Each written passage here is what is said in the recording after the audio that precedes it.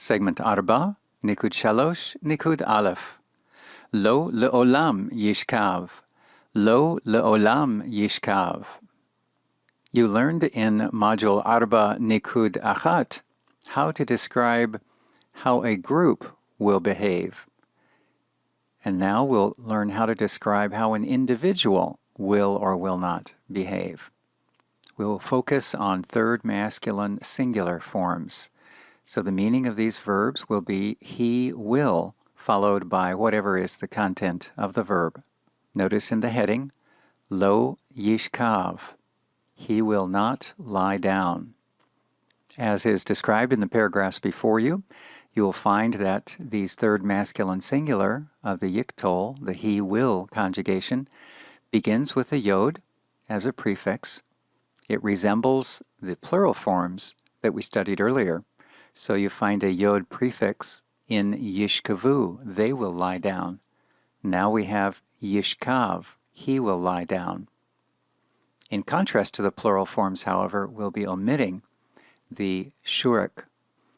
Another feature to observe is that typically these he will, third masculine singular forms, will supply a cholam as what we call the theme vowel, that is, the vowel that appears after the second shoresh consonant, also known as the second radical. Watch for this cholam as theme vowel. You see it in the verb yichrot, yichrot, he will cut. By reviewing the list of verbs that you see before you, you can get a sense of how these sound as they employ a cholam as theme vowel. Practice saying them. Yachshov, yachshov. Yichrot, yichrot. Yimloch, yimloch. Yipol, yipol. Ya'avod, ya'avod. Ya'amod, Ya'amod, Yishmor, Yishmor. Keep in mind each one of these means he will, followed by whatever is the intent of the specific verb. Now please notice that not all verbs use a cholam vowel as theme vowel. In fact, the verb selected for the heading uses a patach instead. Yishkav, he will lie down, does not employ a cholam as theme vowel, but a patach. Others will find using a tzere, as in yered, he will descend, and yeshev, he will sit or dwell. Some verbs employ a shurik, as in yamut, he will die. Let's take a look at the corresponding appendix section to see more examples of verbs that employ a theme vowel other than cholam for third masculine singular.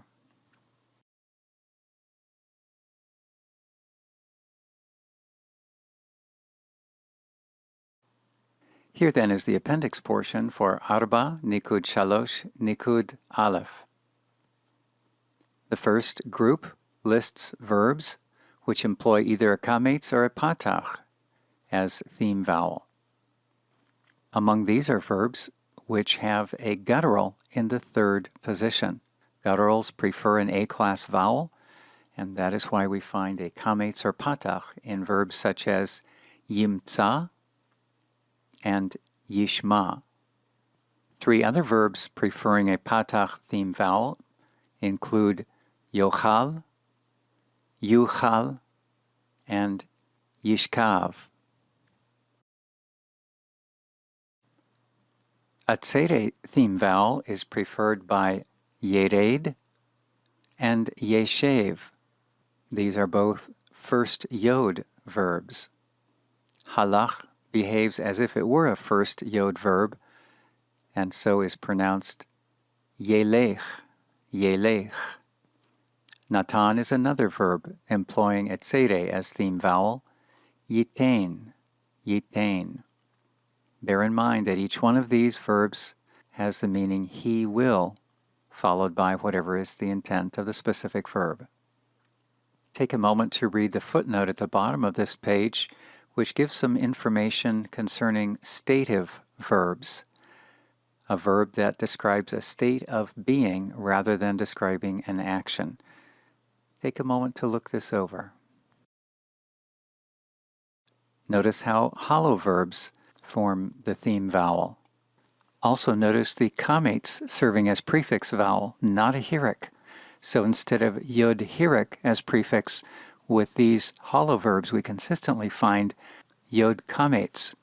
Yavo, yavo, yamut, yamut, yasur, yasur, yakum, yakum, and yasim, yasim. When it comes to verbs whose third radical is a yod or hey, we find that the last vowel is a segol, followed by the hey. Notice then, yivke, yivke, yihye, yihye, yichye, yichye, yir'e, yir'e, and yishte, yishte.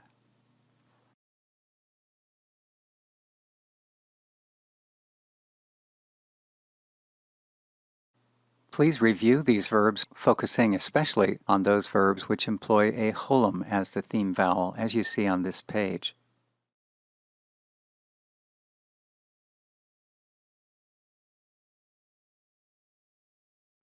Segment Arba, Nikud Shalosh, Nikud Beit. Snapshot of a sample verb. Here we have the location of the third masculine singular conjugation within the wider paradigm of Yiktol. We'll continue to use shamar as our paradigm verb. Yishmor means he will guard. Yishmor.